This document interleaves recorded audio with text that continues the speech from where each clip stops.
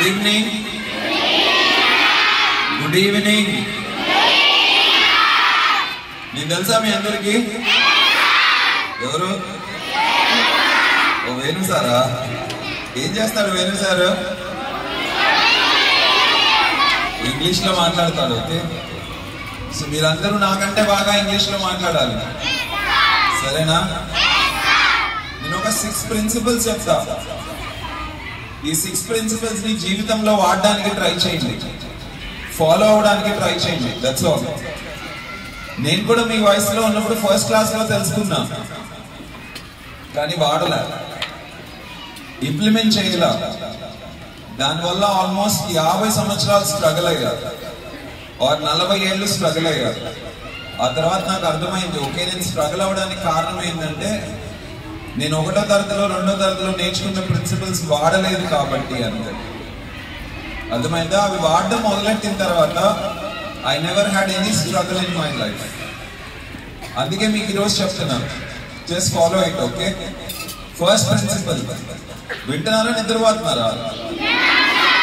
కొంచెం గట్టిగా పలికితే చెప్తా. వింటున్నారా, నిద్రపోతున్నారా?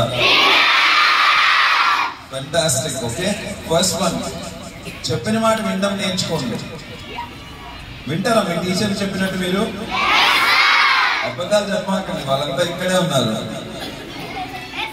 సో అమ్మా నాన్న మీ టీచర్లు, అమ్మా నాన్న చెప్పింది, మీ టీచర్లు చెప్పింది వినడం నేర్చుకున్నారనుకోండి, మీరు చాలు, మీ మనసు మీరు చెప్పింది వినడం నేర్చుకుంటుంది.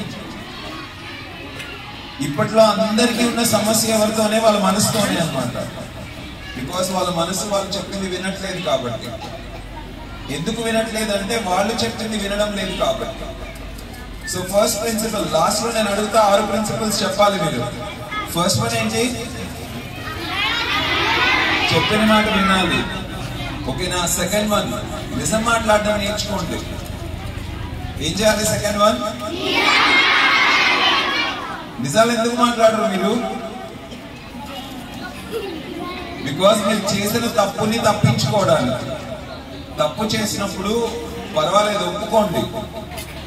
ఆ నిమిషం మీ అమ్మ వాళ్ళు కోప్పడినా, మిమ్మల్ని కొట్టినా, సెకండ్ టైం మళ్ళీ ఆ తప్పు చేయకుండా ఆ దెబ్బ మీకు ప్రొటెక్ట్ చేస్తుంది. కొట్టించుకుంటారు కాబట్టి నెక్స్ట్ టైం మీకు ఆ భయం ఉంటుంది. సో తప్పు చేసినప్పుడు ఒప్పుకోండి, ప్రాబ్లం ఏం లేదు. ఈ ప్రపంచంలో తప్పు చేయని వాళ్ళు ఎవ్వరు లేరు, అందరూ తప్పు చేస్తారు. నేను కూడా తప్పు చేశాను, అర్థమవుతుందా? సో మిస్టేక్ చేసినప్పుడు యాక్సెప్ట్ చేయండి, there is nothing wrong in it. కానీ అబద్ధాలు చెప్పడం నేర్చుకోమాకండి. అబద్ధాలు చెప్పడం నేర్చుకున్నారా, మోసం చేయడం మొదలెడతారు మీరు. ఆ తర్వాత పెద్ద పెద్ద మోసాలు చేయడం మొదలెడతారు పెద్ద అయిన తర్వాత. తప్పించుకోగలననే నమ్మకం ఉంటుంది కాబట్టి. So don't do that. So first one ఏంటి?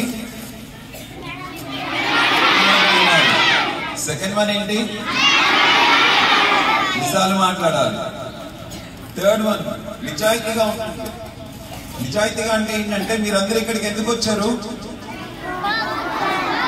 సారీ, కొంచెం బలంగా చెప్పండి. ఎందుకు వచ్చారు అందరూ? చదువుకోవడానికి వచ్చారు. ఓకే, అప్పుడు చదువు తప్ప వేరే ధ్యాస ఉండకూడదు కదా మీకు. కానీ స్కూల్కి వచ్చి మీరు చదువు మీద ధ్యాస పెడుతున్నారా? చదువు మీదనే ధ్యాస పెడుతున్నారా? సో మీ ఇంట్లో వాళ్ళు ఇక్కడికి ఏమని పంపించారు? మీరు చదువుకుంటారని పంపించారు కదా. సో చదువు మీదనే ఫోకస్ చేయండి. అలా చేసి వేరే పనులు చేస్తున్నారు అంటే అప్పుడు మీరు నిజాయితీగా లేరు అని అర్థం. అర్థమైందా? నిజాయితీగా ఉండండి. సో ఫస్ట్ ప్రిన్సిపల్ ఏంటి? చెప్పిన మాట వినాలి. సెకండ్ వన్ ఏంటి? నిజం మాట్లాడాలి. థర్డ్ వన్ ఏంటి? నిజాయితీగా ఉండాలి.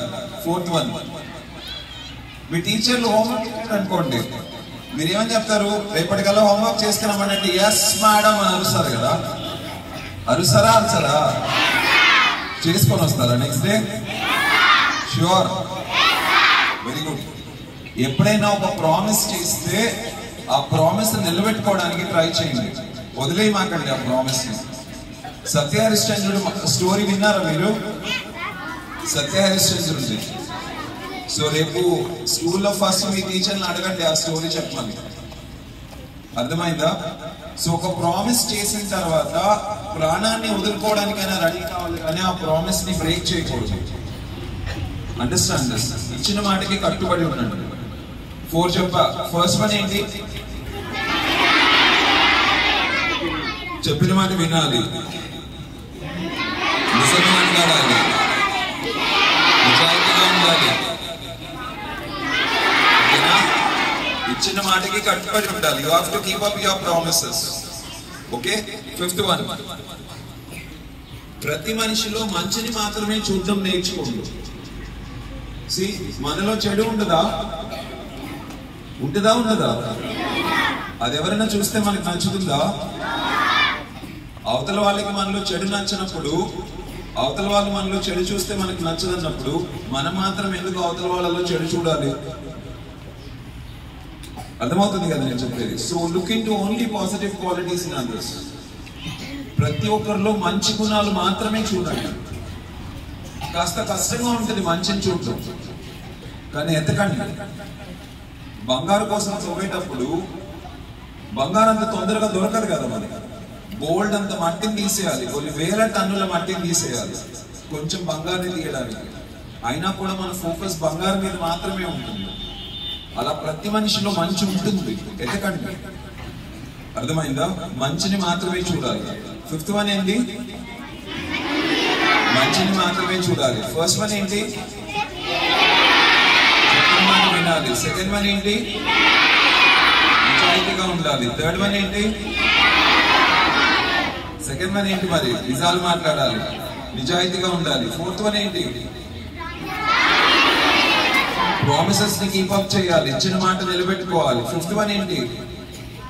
ప్రతి మనిషిలో మంచిని మాత్రమే చూడాలి. 6th వన్ ఏంటంటే అవతల వాళ్ళు తప్పు చేసినప్పుడు క్షమించడం నేర్చుకోండి. సతాయిచ్చి అలిగి బ్రేకప్ అని, నీ ముఖం చూపించదు నాకు అని కొట్లాడద్దు. అర్థమవుతుందా?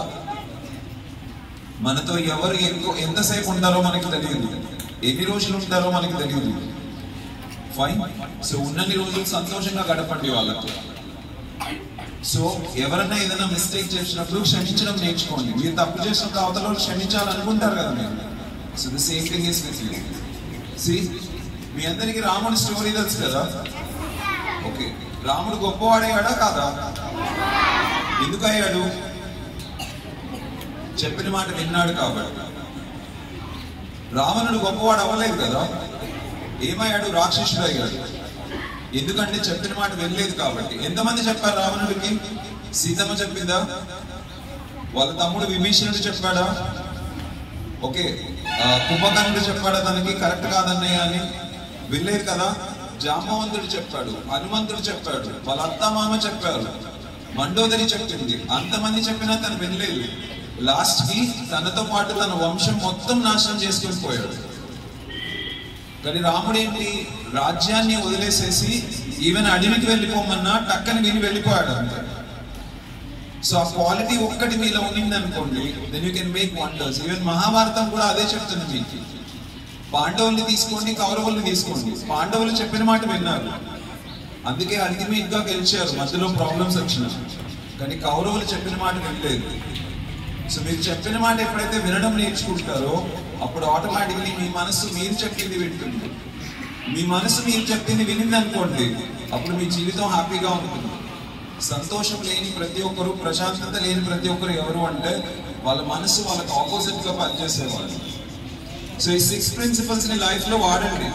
నేను మళ్ళీ వచ్చినప్పుడు మిమ్మల్ని అడుగుతా, ఆ రోజు మీరు చెప్పాలి. ఇవన్నీ చెప్తారా? ఫాలో అయితే చెప్పగలుగుతారు. సో ఫస్ట్ వన్ ఏంటి? చెప్పిన మాట వినాలి. 2nd వన్ ఏంటి?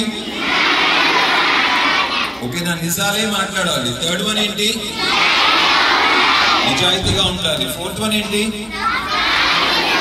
ప్రామిసెస్ నిలబెట్టుకోవాలి. 5th వన్ ఏంటి?